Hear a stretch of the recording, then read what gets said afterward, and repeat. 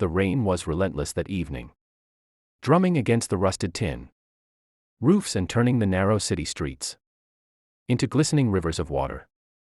Claire hurried along the sidewalk, her umbrella trembling in the wind. She had just finished her double shift at the small diner downtown, her feet aching from hours of standing. Her only thought was to get home to her daughter, Mia, who was probably waiting by the window like she always did. But halfway down the block, she slowed.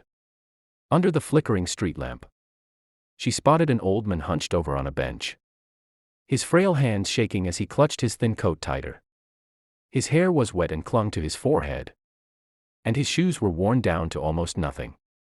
Claire might have passed by if not for the way he looked down at the small paper bag in his lap, a bag that was completely empty. She realized he had been eating something but had run out, and now there was nothing left. Her heart tightened.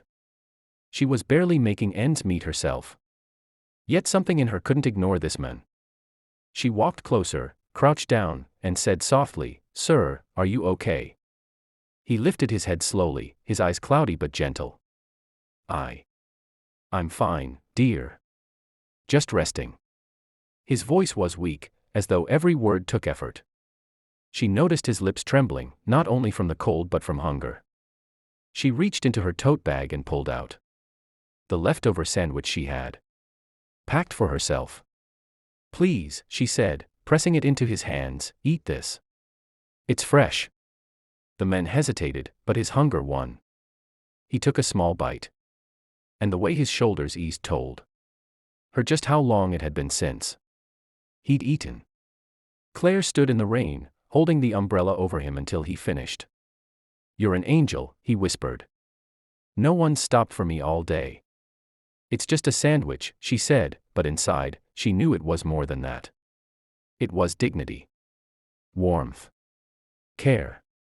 Before leaving, she noticed his hands trembling, so much that he could barely hold the umbrella she offered. "Do you have somewhere to go?" she asked. He shook his head. "Not tonight." Her mind raced. Mia was at home, but she couldn't leave this man to freeze. "Come on," she said finally. "You'll stay at my place tonight. It's small, but it's warm." The old man looked at her in disbelief. "I can't ask you to." "You're not asking," she interrupted. "I'm offering." They walked together in silence to her modest apartment. Mia's eyes widened when she saw the stranger, but Claire explained gently. "This is Mr. Thomas. He's staying with us tonight." Mia, only 7, shyly brought out her blanket and offered it to him. That night, Claire made him soup, dried his clothes, and gave him her own bed while she slept on the couch with Mia. The next morning, Mr. Thomas thanked her over and over. "I'll repay you one day," he promised, but Claire only smiled. "Just take care of yourself." She thought she'd never see him again. But 3 days later, as she finished serving the breakfast crowd at the diner, the door swung open. A tall man in an immaculate suit stepped inside. His dark hair was perfectly combed, his jaw sharp, his presence commanding enough to make every head turn.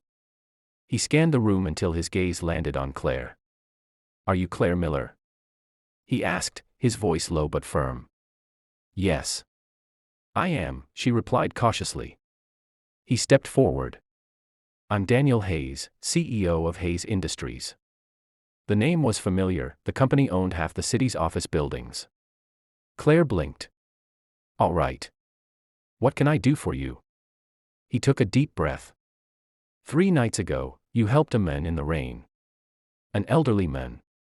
That man is my father." Her mouth fell open. "Your father?" Daniel nodded. "He left home after an argument. We've been searching everywhere for him. I don't know what would have happened if you hadn't found him." Claire didn't know what to say. She hadn't done it for recognition. She had done it because it was the right thing. "My father told me everything," Daniel continued. "About the sandwich. About the shelter you gave him. You should know, Claire. My father is not an easy man to impress. But you." He hesitated, as though searching for the right words. "You touched his heart." Over the next weeks, Daniel began visiting the diner more often. Sometimes he came alone, sometimes with his father. At first, Claire thought it was just gratitude. But soon she noticed the way his eyes lingered on her when she laughed. Or the way his expression softened when Mia ran to hug her after school. Daniel started walking her home in the evenings, saying it was for her safety. But those walks became something she looked forward to. Moments where they spoke about dreams, fears, and the quiet ache of loneliness they both carried. One evening, he stopped at her door and said softly, "Claire, I know you've been through a lot. You've raised Mia on your own, worked tirelessly, and still found kindness for a stranger. I can't stop thinking about you." Her heart pounded. "Daniel, I'm just a waitress."